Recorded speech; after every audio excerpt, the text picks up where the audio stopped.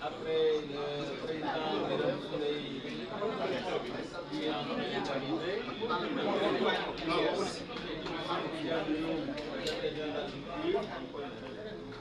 le président Khalifa Sall et après moi-même. Donc je donne la parole au président des départements.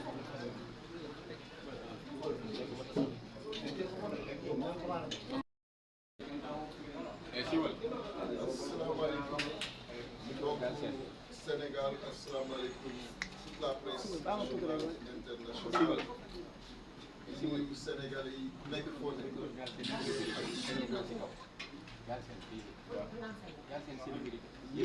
est extrêmement grave.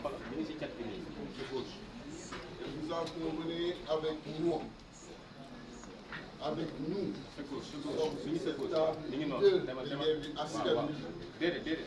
que c'est le cas et que l'unique responsable est le président Macky Sall. Je voudrais tout d'abord présenter mes condoléances suite au rappel à Dieu de Serigne Cheikh Kounta, Bekay Kounta, Khalife général de Gassane. Présenter nos condoléances à toute la nation sénégalaise, à la communauté musulmane et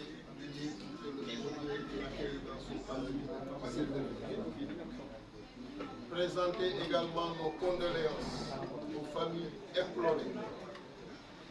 suite aux victimes liées aux manifestations qui ont existé avant-hier, hier, et souhaiter également mon prompt rétablissement à tous les blessés. Et je disais tout à l'heure que la situation que nous vivons, l'unique responsable est le président Macky Sall. Et c'est vraiment dommage. C'est dommage que nous en arrivons à cette situation dans un contexte de paix, jadis envié au Sénégal et aux Sénégalais, le Sénégal qui est un îlot de paix dans un océan d'instabilité que le président Macky Sall est aujourd'hui préservé. Mais nous lui disons une chose, son entreprise d'écarter des candidats à la présidentielle, cette volonté d'écarter des leaders de projets et d'espoir,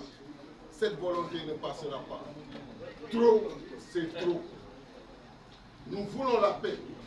Nous œuvrons pour la paix. Nous voulons que ce pays soit développé. Nous voulons que les soucis économiques que nos concitoyens traversent tous les jours, que ces soucis soient dépassés.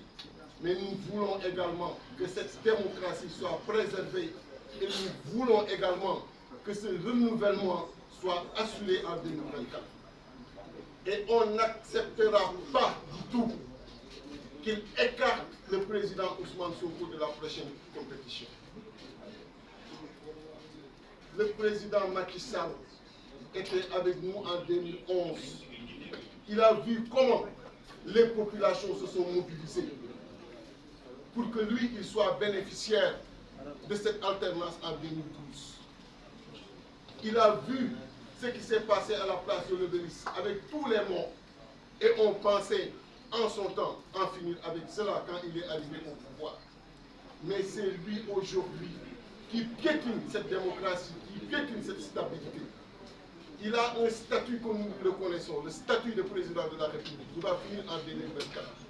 Mais il lui appartient également de respecter le statut des leaders d'opposition, de respecter le statut de Ousmane Sonko. Qu'il le veuille ou pas, c'est quelqu'un qui est porteur d'espoir, qui est porteur de projet et qui mérite ce respect-là. Et nous le disons ici encore une fois, toute la conférence des leaders solidaires, toute la conférence des leaders mobilisés et debout fera face et tête cette conférence des leaders apporte le soutien et la solidarité au président Ousmane Sonko. Le président Khalifa Ababacar Sall, qui a été notre président dernièrement, est également victime de cette manœuvre, de ces pratiques du président Macky Sall. Il a fait 32 mois de prison, 32 mois de prison,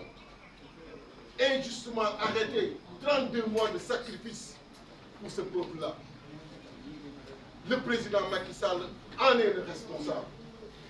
Et qu'il sache qu'en 2024, l'unique personne qui n'a pas le droit de participer à une élection ici au Sénégal, ce n'est que lui. Et que tous les autres participeront. L'heure est grave, je l'ai dit. La communauté internationale est interpellée. La communauté internationale est interpellée. Nous avons eu à rencontrer dernièrement certains partenaires et nous avons eu à échanger avec eux sur la situation du pays. C'est le moment de parler. C'est le moment de rappeler au président Macky Sall ses responsabilités. C'est le moment également d'attirer son attention sur la direction qu'il a prise, sur l'orientation qu'il a prise, qui peut être extrêmement préjudiciable au pays. Nous ne le souhaitons pas. Nous ne le souhaitons pas. L'opposition et le pouvoir, depuis l'indépendance, ont toujours eu à cohabiter dans la paix, dans la responsabilité, parce que justement, le pouvoir a toujours eu à faire preuve de responsabilité pour laisser l'opposition jouer son rôle et laisser cette même opposition continuer à porter l'espoir, le projet de certains Sénégalais qui en avaient fini avec le régime en place. Et c'est le cas aujourd'hui. Il ne doit pas amener une entrave à ceux-là qui sont des leaders d'opinion, à ceux-là qui sont porteurs de projets. Et le président Ousmane Sonko est leader et porteur de projets, suivi par des millions de Sénégalais, qu'ils le veuillent ou pas, c'est le cas aujourd'hui. Et rien ne doit l'amener à vouloir empêcher cette candidature. Il doit laisser cette candidature, comme il doit également réhabiliter le président Khalifa Ababacar Sall. Victime, je le rappelle encore une fois, de ces manœuvres, il a fait 32 mois de prison. J'en ai fait 10. Je sais ce que ça signifie. Et il voulait tout simplement qu'il le rejoigne. Il voulait qu'il descende de ses principes, qu'il descende de ses convictions pour le rejoindre.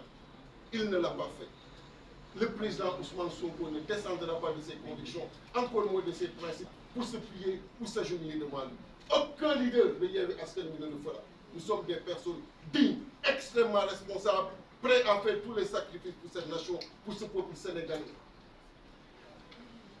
Qu'ils le sachent. Nous avions retenu une marche nationale et internationale. Beaucoup ont intervenu. Cette marche sera maintenue. Sera maintenue pour la bonne et simple raison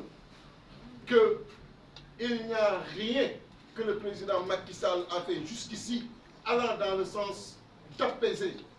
les populations, allant dans le sens de rassurer les populations. Les coordinations départementales, qu'elles soient d'ici ou de la diaspora, ont appelé pour qu'on décale cette manifestation d'une semaine. Après concertation, nous avons accepté cela pour faire la manifestation ici à Dakar, dans tous les départements et partout au niveau de la diaspora le 26. Une manifestation durant laquelle nous nous attendons à la mobilisation de millions de Sénégalais pour que ces images fassent le tour du monde, pour que tous les partenaires sachent que le président Macky Sall est aujourd'hui vomi par le peuple sénégalais. C'est le cas. Regardez ce qui se passe dans le pays. Regardez toutes ces forces de défense et de sécurité qui sont mobilisées tous les jours dans les rues qui n'ont absolument rien d'autre à faire que de rester dans les rues. Ce sont des pères de famille qui veulent rentrer chez eux. Et jamais dans l'histoire, on a connu de pareille situation. Et l'unique responsable est le président Macky Sall. Et j'en profite également pour présenter nos condoléances à l'agent de police Assimi Diédhiou et à toute la nation sénégalaise. Mais, je le répète, le président Macky Sall doit savoir que l'opposition ne lui laissera pas poursuivre cette entreprise funeste d'élimination de leaders politiques, de leaders de l'opposition à la prochaine présidentielle. Et j'en appelle, au-delà de Yewwi Askan Wi, à la responsabilité de tous les leaders d'opposition et de tous les leaders d'opinion. Je suis quelques commentaires, quelques réactions qui existent ça et là dans certains panels. Sachez que la nation nous regarde, que le peuple sénégalais nous regarde. Nous avons l'obligation de l'unité face au président Macky Sall. Nous avons l'obligation de la solidarité aux côtés du président Ousmane Sonko. Nous avons l'obligation du soutien au président Ousmane Sonko et au président Khalifa Ababacar Sall pour qu'ils participent à la prochaine présidentielle. Et je dis et je le répète encore une fois, nous voulons la paix dans ce pays. Et celui qui fait tout pour que cette paix n'existe pas s'appelle le président Macky Sall.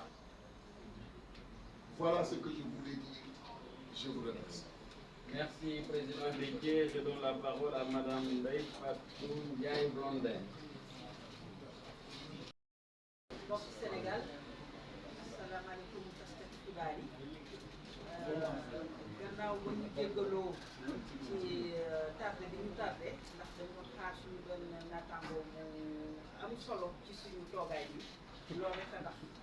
wante comme ni ñu ko waxee rek ñun ñëpp a bokk bébét ñun ñëpp a bokk fi ñu li ñu tënk pour ñu war a baral donc fi ñuy njëkkee mooy di jaale famille Ndiassane di jaale bépp Tijaan bépp Sénégalais ci làqu xarit boobu yàlla dogal ko ci fan yi di jaale tam famille Laayeen yi mais tamit di jaale ñi faatu ci ji xew-xew fi am fan yi di xalaat bu baax ñu nekk hôpital parce que am na ci ay ñu ci am gaañu yu tar ñu leen di ñaanal yàlla ñu fëgg seen bopp di xalaat tam ñi nga xam ne ñëpp demuñu manifestation wante ñi ngi toog seen kër di tiit di xalaat fan la Sénégal jëm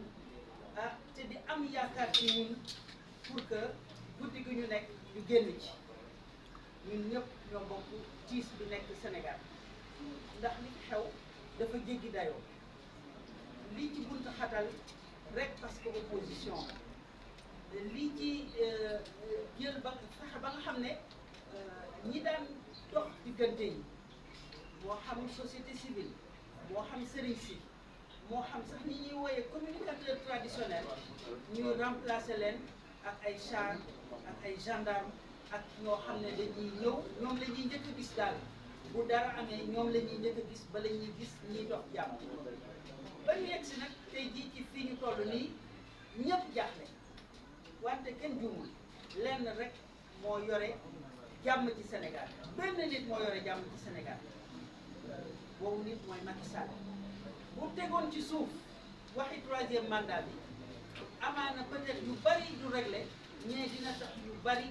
dootul am ak ñiy def yi nga xam ne day yokk tolof ñoom tam ci seen bopp xam ne kenn du leen ci topp ñoom tamit ñu daal di wàccee tension bi ci suuf loolu foog ñu wax ko parce que ñii ñu tere ne duñu bokk ñii ñu tere démb ak barki démb ku mel ne Khalifa Sall teg leen ay diir yu métti te teguñu ko fenn ci anam yi leen ko tegee teguñu ko fenn ñu koy ñaaw ak ñii ñuy waaj a téye tey suba gannaaw suba di seet fu nekk yow sa ak sa yelleef kenn du la ko teg neewuñu nit du kenn du ko defal procès wante bu fekkee ne boo demee dañ lay tegal ay ndëgg sërëx ci yoon bi ba nga xam ne wóor na ne yow lii boo duggee fii rek nga mën a dem am nga droit ne lii du ma leen ko yombal am nga droit ne lii du ma ci dugg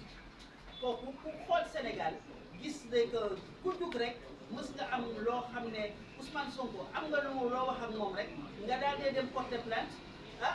yenn yi sax procureur dugg ci gën a diisal xuloo bi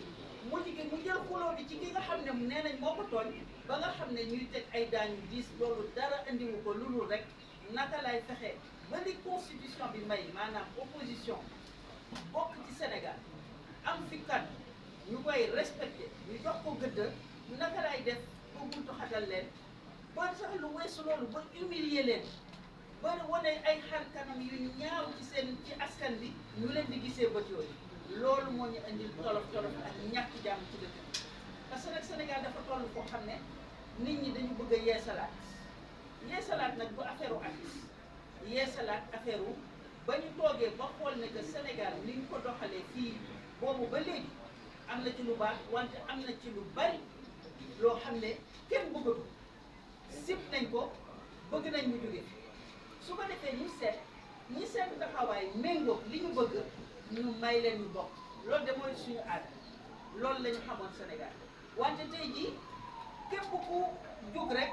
di dox ci loolu ba ci yéen ci taskatu xibaar yi sax bu ñuy njortee ne kii xëy na peut-être li muy def dina mën a indi loolu ñu xatal la wala ñu couper sa signal wala ñu tëj la kaso ci anam yoo xam ne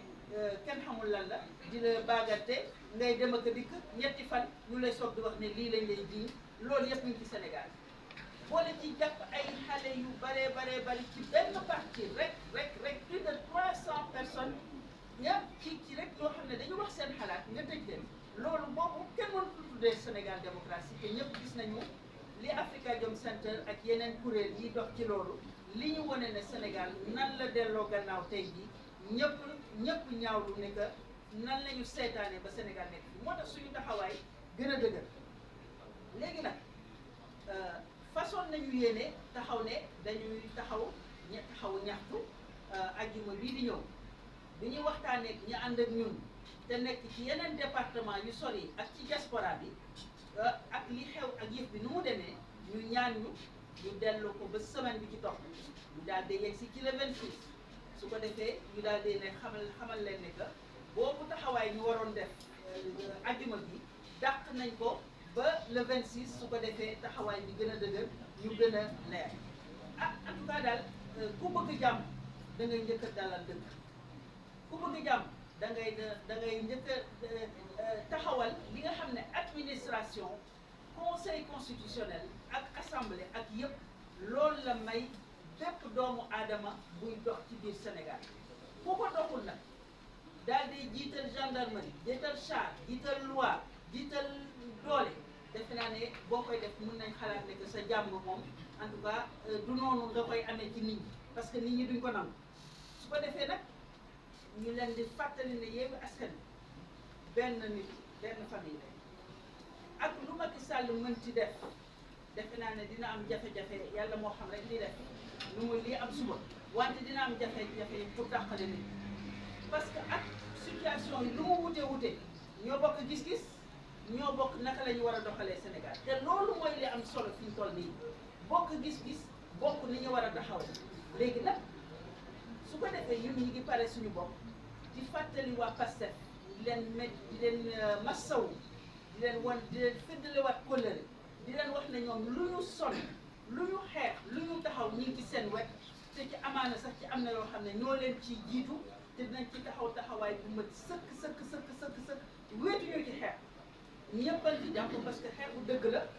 xeexu démocratie la xeexu liberté la te ci Ousmane Sonko la jaar ci Khalifa la jaar wante sénégalais yëpp ñoo war a xeex loolu buñ ko seetee parce que bu juree dara ñun ñëpp a koy bokk loolu daal mooy li ma leen indiloon di ñaan yàlla dëkk bi ànd ak jàmm te jàmm ji ànd ak dëgg ba ñu xel yëpp dellu siwaat ba ñun ñëpp ñu nekkaat ci suñu yitte yi ñu nekkoon balaa lii yëpp di ñu fekk ci Sénégal bi leen wax wasalaam.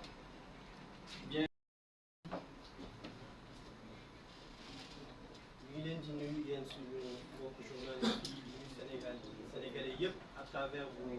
vos médias xëy na point de presse tey bi wax bi sax mën na bañ a bëri parce que li ñu fi indi mooy faire passer quelques messages par rapport à la situation que nous vivons actuellement te li ñuy dund yéen ñëpp yéen ñu ko gën a xam waaye balaa may sori ci li may bëgg wax damay bëgg toujours ñuy fàttali suñu mbokk yi nga xam ne ni ñu ngeen tëj ci kaso bi les détenus politiques c'est extrêmement important ñoom foofu ñu nekk tey xëy na ñun ñëpp ñoo fa war a nekk puisque ñoom dañoo bàyyi seen lépp ngir xeexal askan bi mu jël leen tëj leen de façon arbitraire donc loolu ñooñu waruñu leen fàtte suñu mbokku député yi aussi gis nañu parce que dem procès bi nga xam ne nii c'était en appel mu amoon te ñu demandé une liberté provisoire ci ñoo xamante ne nii six mois lañ leen condamné 6 mois de prison ferme tëdd nañ presque 5 mois ñu demander une liberté provisoire les garanties sont là amul dara lu war a mën a tax juge bi bañ a accéder ci demande bi mais juge bi nee na dafay continuer réflexion yam day continuer di xalaat day continuer di xool naka la mën a def ba tontu leen fii ba le 22 ah comme am nañu as yaakaar ci suñu justice jàpp nañ ne lundi 22 le juge accède dina permettre suñu mbokk député yooyu ñu ñibbi seen i kër parce que ce ne sont pas des malfrats du ñu ay voyous les malfrats les voyous à col blanc xam nañ leen ñu ngi fii di wër di dox ak milliards yi dul jeex kenn waxu leen dara kenn inquiété wu leen ñi nga xam ne nii la ñu warul tëj ñoom la ñuy tëj ñi nga xam ne nii ñoom la ñu war a tëj ñoom la ñuy bàyyi ñuy lambar ci dëkk loolu nag il faut askan wi jóg ci mu dakk par rapport ak situation dëkk ñun ñëpp xam nañ li xew gis nañu li xew c'est une situation extrêmement grave ci taarixu politique ci Sénégal lii am ni musul am ba Sénégal amee indépendance am ba léegi président bi fi nekk mooy président bi nga xam ne nii yoonam nekkul ci dara Abdoulaye Wade Senghor le président Senghor Abdou Diouf le président Abdou Diouf amoon nañu ay lignes rouges yoo xam ni dañu ne lii duñu ko franchir fii duñu fa yegg mais kii fi nekk amul ligne rouge yoonam nekkul ci dara lenn moo ko yitteel bëgg-bëggam rekk moo ko yitteel que Yewwi Askan Wi am li ñu bëgg yoonam nekku ci que F24 am li mu bëgg yoonam nekku ci que kilifa diine yi am li ñu bëgg yoonam nekku ci li ko yitteel mooy moom li mu bëgg te li mu bëgg dana def tout ba mu am waaye moom dafa fàtte ne xanaa askan bi moo ko fi teg bi mu fiy ñëwul parce que dafa am xam-xam bu bëri ñëwul parce que dafa am diplôme yu bëri ñëwul parce que askanam wala famem wala ñeneen ñoo ko fi teg askanu Sénégal ñoo ko fi teg te bañ ko fi teg sax dañu mer moo tax ñu teg ko fi waaye loolu it xam naa askan bi war nañ ci bàyyi xel mën nañu fi jële nit lool waaye mënuñu choisir moo tax Serigne Moustapha Sy ba ñu ko choisiré dafa wax ne day choisir nañ nommé nañ ay ministre nommé nañ un premier ministre mais le pouvoir il est vacant et il avait tout à fait raison le pouvoir il est vacant depuis 2012 gis nañu li Sénégalais yi di dund depuis 2012 gis nañu li ñu askan bi li ñuy daj ci nguuru Macky Sall ci ñaari mandat yi li fi nekk ci ay prisonniers politiques musul am ci histoire politique du Sénégal ku ñu ci yóbbu kaso di la humilier ngir lan ngir ne bu ñu la humilier bu ñu la tëjee humilier la doo am fitu ñëwaat def di manifester wala ngay wax loo xam ne nii moom andu ci loolu au nom de quoi Ousmane Sonko mais c'est un Sénégalais Ousmane Sonko il est victime de quoi? De la volonté des milliers de Sénégalais de Sénégalais yooyu nekk kaay jiite suñu parti politique milliers de Sénégalais yooyu nekk candidaté pour nga nekk président de la République du Sénégal mu topp li ko askanam sant li ko Sénégalais yooyu sant seen i bëgg-bëgg waaye léegi président de la République Macky Sall ne loolu du fi amee au nom de quoi?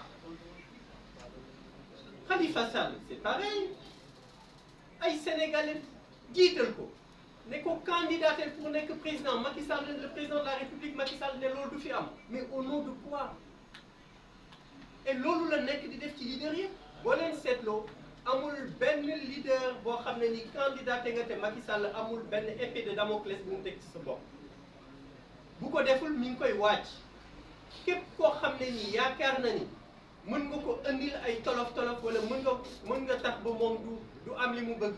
dafay créer soit un dossier politique wala mu def tout ba justice bi indi benn épée de Damoclès teg ko ci sa bopp ba nga xamante ni doo bouger. lan moo waral un Sénégalais am ambition ci dëkkam Macky Sall ne ko lool du mën a ne mais au nom de quoi? lan moo waral loolu? est-ce que moom lii muy def bu ko defoon dina nekk président de la République? est-ce que su ko le président Abdoulaye Wade doon bundu xataal dina nekk président de la République? dégg naa sax ñu ne ba ñu ne dañ koy tëj wër na kër kilifa diine yëpp di ñaan pour ñu intervenir ngir ñu bañ ko tëj ci loolu laa dégg ñuy wax ñu jàpp ci bat defuñ ko loo xam ne ni tax na mu bañ a nekk président de la République. waa lu tax moom mu ñëw ba ci nguur gi tey di doxal boobu doxalin wala dafa yaakaar ne nguur gi du jeex? mais nguur gi day jeex. amul benn nguur bu dul jeex amul ci àdduna nguur bu dul jeex donc ñii nga xam ne it ñoo di ko jàppale nañu xam ne nguur gi day jeex te bu nguur gi jeexee danañu jàkkaarloog askanu Sénégal. donc le président de la République Macky Sall ñu ngi lay wax ne la Sénégal su tàkkee yow la parce que mënoo jiite réew jiite askan te askan wi li mu bëgg nga may leen jàmm askan bi li mu bëgg bu ñu feebaree nga faj leen askan bi li mu bëgg seeni doom nga jàngal leen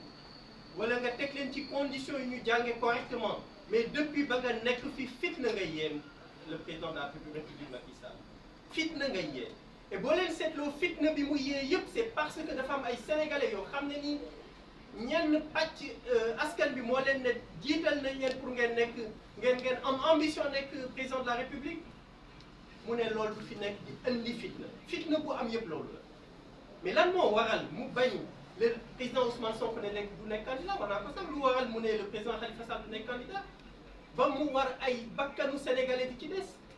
au nom de quoi? askan bi ban intérêt lan la ci ban jeexital lay am ci askan bi lu dul noot askan bi et pendant ce temps des voyous à col blanc mi ngi leen di bàyyi ñuy dox. il y a même pas quelques mois ñu ngi doon wax les scandales de la Covid-19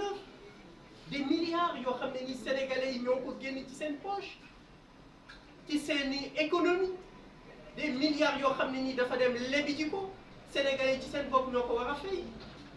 où est-ce qu'on en est dans ce dossier-là? au lieu de se concentrer ci li nga xam ne ni sénégalais yi danañ ci jële seen intérêt mu nekk di bun ndaxataal benn sénégalais boo xam ne nii yeneen sénégalais ñu ngi ci ñàkk seen bakkan au nom de quoi? mais loolu ba kañ? est-ce que dañuy continuer seetaan loolu ba kañ? mais Ousmane Sonko ce qu'il est en train d'endurer là s'il était son enfant s'il était son frère s'il était son cousin est-ce que dana ko def? est-ce que dana ko def? c'est à un moment donné il faut que les Sénégalais disent stop. Il ne faudrait pas qu'on continue de cautionner ces actes. Il ne faudrait pas qu'on continue de cautionner cet acharnement. Ce que le président Ousmane Sonko est en train d'endurer, jaaduwul, c'est inadmissible, c'est pas normal. Kenn moo ko war a mën a dakkal mooy askan bi. Il appartient à ce peuple souverain de dire stop au président de la République. am na loo xam ne ni bu ñu ko seetaanee nous serons complices. nous serons complices. xale bu ndaw bi ñu rey Kër Mbaye Fall ci li ñu wax avec 2 balles dans la tête. Est-ce qu'il mérite cela? Pourquoi? Parce que am na xale bu jigéen bu tuumal Ousmane Sonko ci tuuma yoo xam ne nii ci li ñu xam day jigéen ñi wax ne dañu leen a teg lu mel noonu ci li ñu gis de façon générale xëy na du ñu ne noonu la war a dundee dañuy mel ni dañuy traumatiser wu daf leen di affecté xamuñu nag li nekk ci dossier bi jéemuñu ko sax xam du suñu rôle waaye li ñu gis ku tuuma bu toll noonu yow sa journée yëpp da ngay fecc di way tu passes tes journées à chantonner à danser booy dem tribunal mel ni benn star ngay bondé mais soyons sérieux quand même on est dans une république Vraiment. il faut que sénégalais yi xam ne Macky Sall le président de la république bi muy def jaaduwul lii xew Sénégal ñaaw na am na lu ñuy nangu ak lu ñu mënul nangu ñun ñoo ko war a mën a dakkal sénégalais yi ñoo ko war a mën a dakkal te jot na nag mu dakk lii jaaduwul lii ñaaw na lii rafetul au nom de quoi la ñu war a continuer di accepter situation bi moo tax Yewwi Askan Wi li ñu annoncé woon le président Déthié Fall mi ngi koy wax sànq le 19 coordination Yewwi Askan Wi nekk ci diaspora bi ak département yi ñu ci bëri dañu ñaan ñu décaler ko d'une semaine te ñu ngi leen di ñaan askanu Sénégal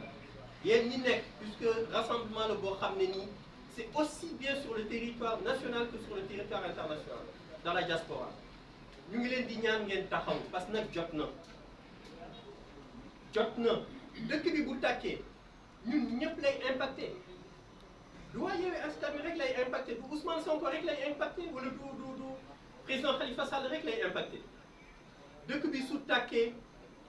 askanu Sénégal yëpp lay impacté góor jigéen mag ak ndaw nga nekk sëriñ nga ñàkk nekk sëriñ dana la impacté donc bu ñu xaar ba mu ñuy impacté donc le 26 je pense une semaine c'est ça le 26 prochain ñu ngi ñaan askanu Sénégal yëpp ñu def benn say def bloc ñëw wane suñu mécontentement ci lii nga xam ne nii mi ngi am def ko nag ci dal te ñu bañ a tontu provocation yi parce que moom li mu bëgg Macky Sall le président de la République di provoquer di tëj di provoquer di tëj ba Sénégalais yi ñëpp sonn ñu usé wu bu ko defee mu déroulé def lu ko neex loolu nag il faut que ñu bàyyi ci xel il faut qu'on soit conscient de ça yitteem boo leen ko seetloo boobu ba léegi mooy nu mu mën a def ba user Sénégalais yi loolu mooy yitteem nu mu mën a def ba user Sénégalais yi il faut que les Sénégalais en soient conscients taxaw nag mais it bañ a baisser les bras c'est important c'est fondamental lii la ñu bëggoon pour wax leen ko bàyyiloo leen seen xel ngeen xam ni la situation est plus que grave ñu ngi jéggalu ci guddal bi te jéggalu ci retard yi waaye lépp ngir askan bi gën a appréhender message yi nga xam ne nii moom lañ bëgg a jox wasalaamaaleykum. Merci, je donne la parole au président Birame Souleye Diop et après le président Khalifa Sall. Il vient d'arriver, on le laisse souffler et puis bon, j'interviens. Asalaamaaleykum mbooloo mi ñu ku nekk ci turam ak sant jéggalu moom du doy ñu jéggalu ci tàtte bi loolu la ñu tàmm def vraiment vous nous donnez des leçons de ponctualité merci beaucoup di leen masawu yéen journaliste ci métit yeeg tolof yi dal seen collègue on parle souvent des politiques parmi les victimes mais victimes yi gën a bari victimes yi gën a constant mooy yéen ñaata journaliste la ñu jàpp ñaata journaliste la ñuy blessé ñaata journaliste la ñuy maltraité vous restez digne fiers et vous assumez merci nous sommes très fiers de vous masawu leen loolu parce que loolu mooy li am solo nag parce que kenn ëppalewu leen ci li ñuy xeex et vous en payez le prix et il est parfois très lourd et malgré tout lu xew lu am lu ne rek ngeen bokk vraiment bravo à vous tous nous sommes fiers de ce que vous avez compris que vous avez compris que démocratie Sénégal yéen it lié ngeen ci pour mu gën a sax pour mu gën a law donc bravo à vous may doore suma kàddu nag di masawu ak jaale suñu wëyjur suñu kilifa yi wax nañ ko léegi Bécaye xalif général bu Ndiassa yal na yàlla yokk leeram xare ko àjjana ah di ndokkeel ki nga xam ni moom la ñu def xalif te muy soog a toog di jaale aussi imam Bachir di imam tradit bu Layène grande mosquée Layène. Imam Bachir était un homme pieux, un homme de dignité qui a vécu dans la réclusion de son fait. Dëddu àdduna. C'était une manière pour lui de nous faire comprendre que àdduna bi am na lu fi jarul yenn yi noonu mu dëddoo àdduna ba yàlla teggi ko liggéey modèle la aussi que ni li ñu bokk li nga xam ne ñoo ko moom ku nekk war na ci defal la ko war te nu mu gën a rafet donc di jaale xalif général des Layènes di jaale porte-parole bi di jaale njabootam imam Bachir di leen jaale aussi communauté Layène parce que ñi xam communauté boobu xam nañ suñu wayjur li nga xam ne moo daan jottali kàddu depuis Serigne Ablaye ba léegi imam Moussa moom it wàcc na liggéey looloo dañ koy nettitlu ak sant yàlla parce que yàlla moom dem moom moo koy décider comme que du ñu tàggu nag te duñu wax nan la koy defee kañ la koy defee ku mu jël rek dañuy sant yàlla te di ko ñaanal donc imam Moussa mi nga xam ne moo daan jottali kàddu depuis Serigne Ablaye Thiaw ba léegi te wàcc liggéey yàlla ko yàlla xare àjjana di jaale ñëpp ñi nga xam ne ci lii ñuy dund nag ci mbirum àdduna ci politique bi véritablement ñu ngi ci ñàkk seeni bakkan ñu ngi ci amee blessure ñoo ngi ci amee tolof tolof ñooñu ñëpp qui comprennent que c'est de vrais Sénégalais c'est de vrais démocrates yu xeex ngir seen réew yi xeex ngir seen askan donc ku nekk ci ñoom muy ñi gaañoo Dakar ñi gaañoo Ziguinchor ku nekk ci ñoom ñoo ngi masawu seen i njaboot seen i waajur seen i mbokk ak seen i camarades wax nañ ko léegi jamono bi moo doy waar on n'avait pas pensé que bi ñuy génn 2011 daañu dundaat bi di taxawaat obélisque di xeex nekk fii di xëccoo di wax troisième mandat parce que ça interpelle tous les politiques man ak sama morom laa ci yemale il faut que nous comprenions que ñun ñooy jëkk a décrédibiliser suñu bopp parce que dañ naan nit ki du nu mu waxee la mu jëfe dong la saa yu homme politique bëggee dara day wax a wax ba mu tooy su toogee mu mel ni loolu la ko fàtte parce que su fekkoon fàttewuñu 2011 et son cortège de morts de blessés d'emprisonnés on ne revivrait pas 2023 liñ koy dund loolu moom mooy li am solo et je crois que c'est ce que nous devons retenir comme principale leçon ci nga xam ne moom la ñu dund actuellement ci ñu réew et c'est pourtant désolé parce que c'est terrible qu'on en arrive là que nit ñi di dee ak feebar parce que rek troisième mandat moom la parce que rek nit ki wax na bañ a respecter kàddoom c'est vraiment un problème suma kàddu nag du ci gudd dama am rek ñaari message mu bëgg a wax bu njëkk bi mooy li ñuy xeex dañ koy xeex pour chacun de nous pour la démocratie parce que ci démocratie kenn amul droit di tànn ñi nga xam ne ñooy daan candidat ak waruñu doon candidat c'est ça qui est nouveau dans le jeu politique sénégalais depuis 2019 on a coutume maintenant naan kii dina bokk kii du bokk F24 et tous les démocrates yi ci bokk Yewwi muy ñun ñëpp suñu xeex benn la mooy ñëpp ñooy bokk ñëpp war a bokk ñëpp war dem wuti les suffrages des Sénégalais et ça il y a une unanimité de toute la classe politique sénégalaise avec la société civile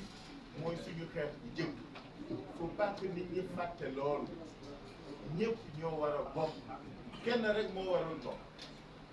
kenn rek moo warul bokk kenn rek wax nañ leen ko waxaat ne moo ko gën a xam nit ñi Macky Sall donc président Macky Sall rek moo warul bokk moom warul bokk on ne criera jamais assez moom warul bokk waxoon na ko ma ni dañ koy fàttali rek la ma waxoon di ko fàttali mer gàddu 2011 dafa naan suñ ko rappelé loolu lépp dana tax ba xëy na dana dem delloo si kanam donc moom warul bokk ñëpp dañu war bokk Cheikh fàttali na ko léegi les détenus politiques nombre bi ñu am mais c'est exorbitant c'est inacceptable il faut que ñu yeewi leen il faut que ñu libérer leen parce que loolu mooy li am solo lépp loo xam ne day gàllankoor aussi candidature yi parce que xam nga ñëpp bokk déposer candidature ba pare kenn du jàll c'est pas la peine parrainage bi il faut que ñu dindi ko parce que parrainage bi c'est une sélection qui dit pas son nom surtout que les modalités autres ni muy demee kenn d'accord donc question yooyu ñun ñëpp ñoo ci d'accord pour que ñu libérer nag tous les détenus dañu fekkee procès suñu député yi yémi vraiment on était triste parce que pour la première fois l'hémicycle de l'Assemblée la fa xew nga xam ne dañ ko daan préserver ñu dindi ko parce que su fekkoon principe yi nga xam ne noonu la Assemblée doon doxee respecté nañ ko suñu ñaari camarades yooyu ñu dem kaso parce que amuñu droit dem kaso et surtout nag li ci naqadi mooy li ma déggee ñu naan flagrant délit Habib Sy daf may toog toujours naan PS moo fi inventé flagrant délit continu mais ñëpp xam nañ ni flagrant délit c'est inscrit dans un temps déterminé biñ leen di jàpp ak yóbbu boobu flagrant délit amatu fa jaay doolee faam donc ñoom et tous ces centaines de jeunes garçons et filles et de femmes yi ñu yóbbu kaso dañ leen war a génne loolu mooy di am solo may daanee leen ci sama ñaareelu kàddu mooy Yewwi Askan Wi on appelle tous les Sénégalais à manifester le 26 li ko indi c'est pas que on n'est pas conscient des enjeux nous sommes mus par le respect de la pertinence et de l'opportunité du combat malheureusement dañu am contrainte parce que su doon suñu sago balaa Ousmane Sonko di dem procès ñu def rassemblement boobu loolu la ñu bëggoon moo taxoon ñu def le 19 ñu xalaat ni est-ce que mën nañ ko def fii ak le 22 le 22 la ñuy juger suñu député yi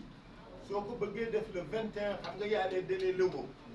te am na délai am na férié bii dugg ci donc bala ngaa déposer ak temps biñ koy étudier malheureusement da ngay weesu le 23 pour que les Sénégalais comprennent que ce qui importe pour nous c'est que soutenir Ousmane Sonko se battre pour qu'il ne soit pas la troisième victime de la liquidation des candidats mooy lu ñoon ñi ñëpp amul xaaj amul seen les gens le font franchement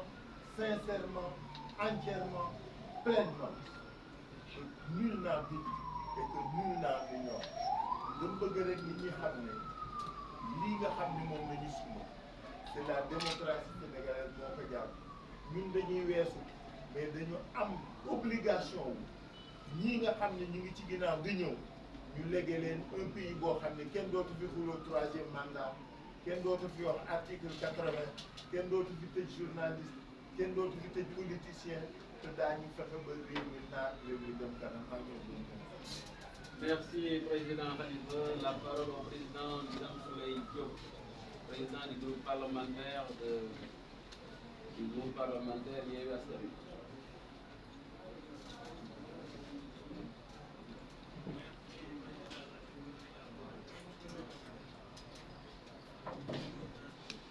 Bonsoir à tout le monde. Je commencerai mon propos à la suite de nos leaders de la coalition en disant à la suite, en acceptant tout ce qu'ils ont bien dit et expliqué. Il faudrait qu'on comprenne que la servitude volontaire est terminée. La servitude volontaire elle est terminée parce qu'on ne peut pas comprendre que nous tous qui avons délégué, tous, nos volontés respectives, nos décisions respectives, notre force individuelle, en la mettant entre les mains d'une personne, que cette personne se transforme en tyran,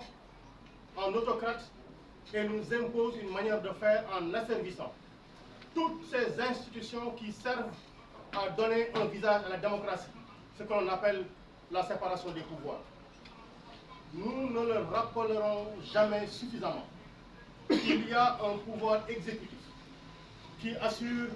la gouvernance. Il y a un pouvoir législatif qui vote les lois et qui contrôle l'action du gouvernement. Il y a un pouvoir judiciaire qui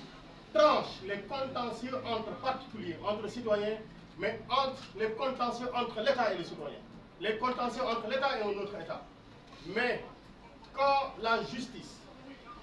devient une source de parrainage, parce que le président Khalifa Sall a parlé tout de suite du parrainage comme problème dans la démocratie sénégalaise.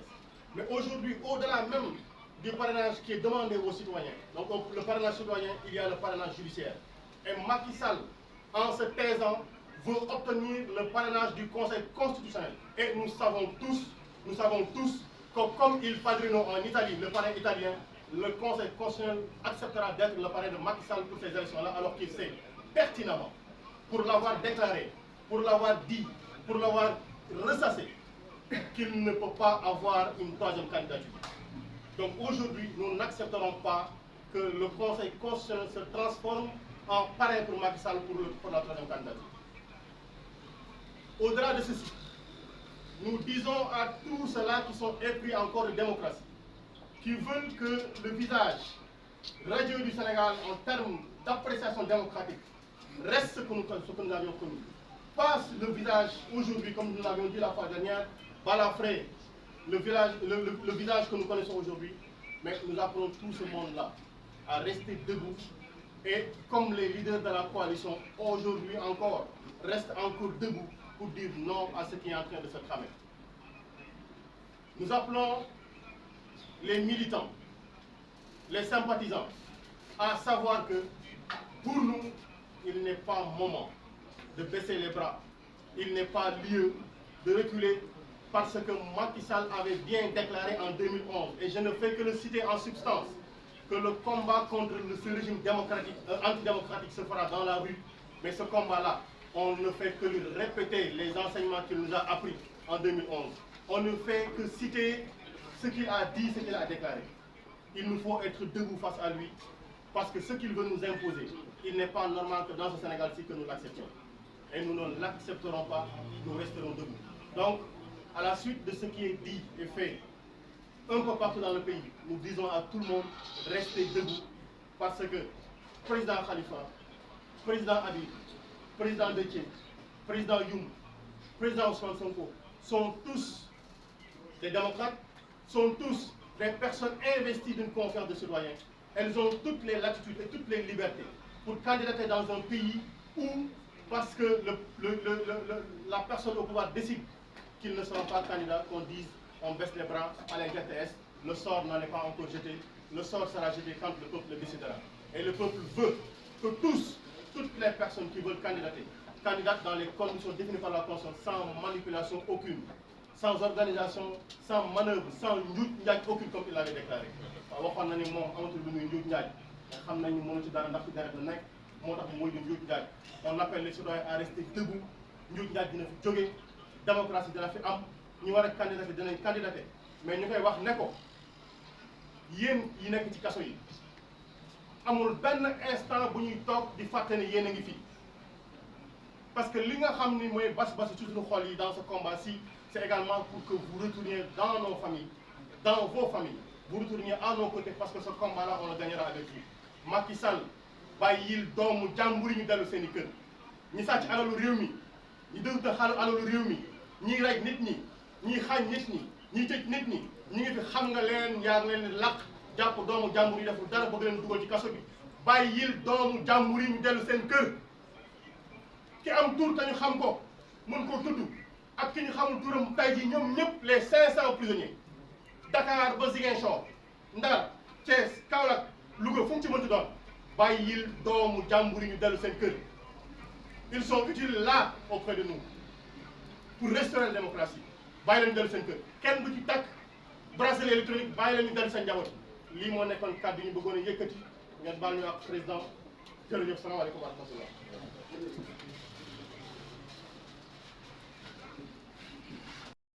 maaleykum mbokku journaliste yi ñu leen di nuyu yéen ñëpp ku nekk sa tur di dooree di leen wax ne Yewwi Askan Wi mi ngi nii de Yewwi Askan waa ngi nii doon la mu doonoon boobu ba léegi coow lu nekk dégg nañ ko nag waaye ñu ngi nii c'est très important. Serigne Cheikh Tidiane Sy Al Maktoum radiyallahu anhu yal na yàlla yokk leeram moo doon wax ci Sénégal ngay gis nit toog ci ruq di xaar moromu gorom torox ba moom ruq ba mu toog torox rek. kon ku yaakaar ne Yewwi Askan Wi tas na mën ngaa def li wolof bi wax mën ngaa dem tuur ndox te dem tëri tey la gën a dëgg ci kàttanu yàlla suñu borom ngeen ñaanal yéen waa réew mi parce que bu ñu génn loolu la ñuy wax fexe leen ba li ngeen yore mu tas mukk ndaxte réew mi yëpp seen yaakaar ci yéen lañ ko wékk su loolu wéyee ñuy métti lu li nga xam ne moo fi xew fan yi ñu toll ci 21e siècle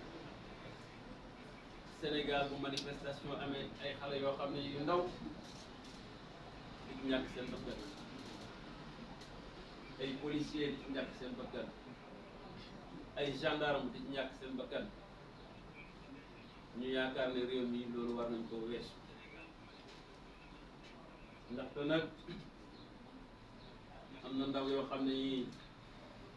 buñ leen moomee wala ñu ñàkk seen bakkan ci yenn yi mooy tuer l'avenir soxlawuñu ko gendarme yi soxlawuñu ko policier soxlawuñu ko ñun soxlawuñu ko ndaw yi soxlawuñu ko damay wax toujours ne gis ngeen France ni mu mel manifestation yi ñooy gën a tar téeméeri yoon fii Sénégal mais doo dégg mukk ñu ne ndaw ñàkk na ci bakkan ma répété waat ko te yaakaar naa ne suñu force de défense et de sécurité elles ne sont pas moins formées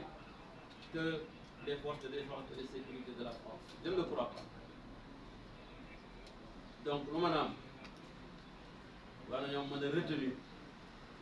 vraiment li nga xam ne mooy bakkanu doomu aadama fu mu bokk moo xam gendarmerie police wala manifestant ñu ngi ñaan yàlla fi am jëm ñu xamante li ci des nag li ñu wax ci tey jarul guddal xam nga Macky Sall ak Ousmane Sonko parce que loolu moo fi ci wax ji dafa am lu leen différencier Macky dafa ñëw gëmal nit ñi ay doj xeer maanaam tabax infrastructure defar ay doj ak weñ daal boo ko mënee tuddee noonu yaakaar ne loolu mooy téye population ma ne ko xamuloon na nag ñun benn doj rek la ñuy si jootal ma nga ca Makkatul Mukarram ci loolu la ñuy dëgg naa fi ñëwaat léegi mais la force de Ousmane Sonko c'est que bi mu ñëwee dafa jël xolu xale yi nga xam ne ñu ngi soog a agsi ci scène bi mu jëmbat ca bëgg sa réew te xam nga xol boo xam ne bëgg sa réew moo fa jëmbatu bu jafe téye doo tiit doo ragal yaakaar nga sa réew fu nekk mën nga ko fa yóbbu ci nga dem moom la jàmbaay rek ca Jolof di wax bu saxee sa xol ñaari lawar weer balu kënu boo ma koy raatax tim du ma tee ñëw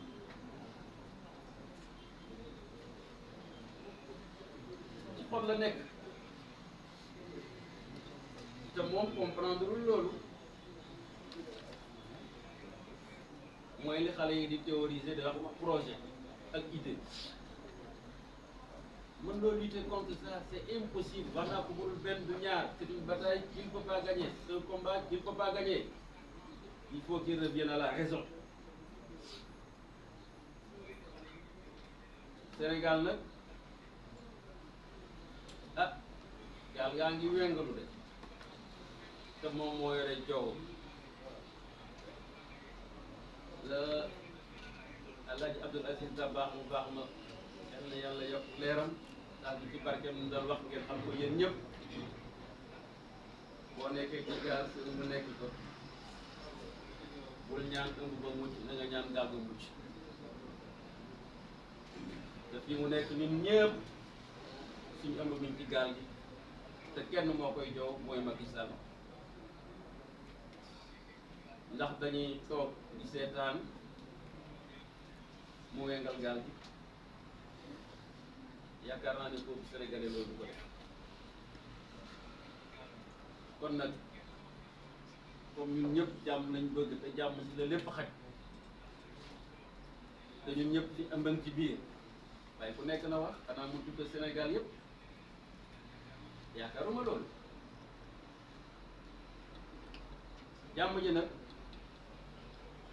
mënul weesu commencé li ñu wax affaire caaxaan yi ñu bay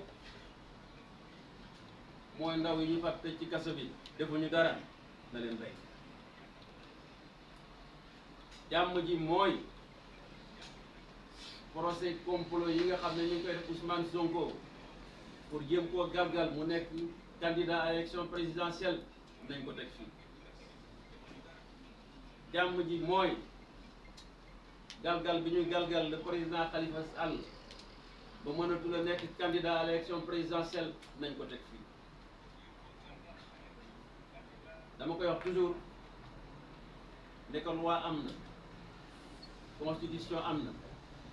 règlement am na waane yooyu yëpp jàmmu Sénégal ak réew mu dal moo ko faree ko ndaxte bu Sénégal amul jàmm bu Sénégal dalul loi mënul appliqué wu diina ju mat sax mënuñ ko doo ko def sa farata yi nga bëgg te nga ñi ngi jëm ci tabaski balay boobu ñi ngi jëm ci aji Makka nit ñaa ngi waajal tey ponk yoo xam ne yi dafa laaj dal ndaxte réew mi métti na wóoruñu sax ñun ñëpp ndax danañ am xorom tabaski ku nekk fi mu nekk yaa ngay xalaat nooy def ba jot ko waaw yooyu yëpp nag bu nekkee ci réew mi te dal amut te muy ay farata yoo xam ne dafa nekk suñu loos nan lañ koy mottalee jàmm rek moo ko mën a indi te jàmm ji yàlla dogal na ci loxo kenn nit rek la nekk mooy Macky Sall li mu bëgg a def yàlla rek mën a téye ci loxoom ne ko doo ko def pouvoir boobu la ko yàlla jox kon wax ji luñ mën a wax opposition tooñ ko lu ñu wax Cheikh Tidiane Youm tooñ ko lu ñu wax Déthié tooñ ko lu ñu wax Birame Souleye tooñ ko lu ñu wax Khalifa Sall tooñ ko lu ñu wax Ousmane Sonko tooñ ko ndey mbir li du kenn lu may président Macky Sall moo ñu ci mën a génn mu am jàmm ñu am jàmm Sénégal nekk ci jàmm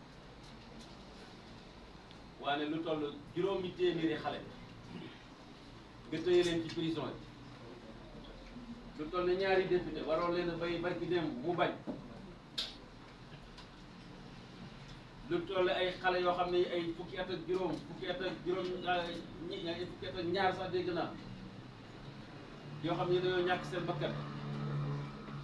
te yëf yi bu mu continuer nii jëlee gën a garaaw fexe nag fexe boobu mënul ñàkk y a pas de problème sans solution mais tout débutera par lui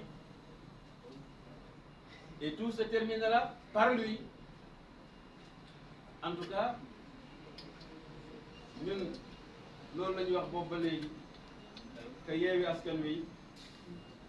loo ci mën a dégg coalition boo xam ne dafa bëgg réew mi jàmm rek nekk. Alors sànq wax nañ ay manifestation bu ñu waroon def le 19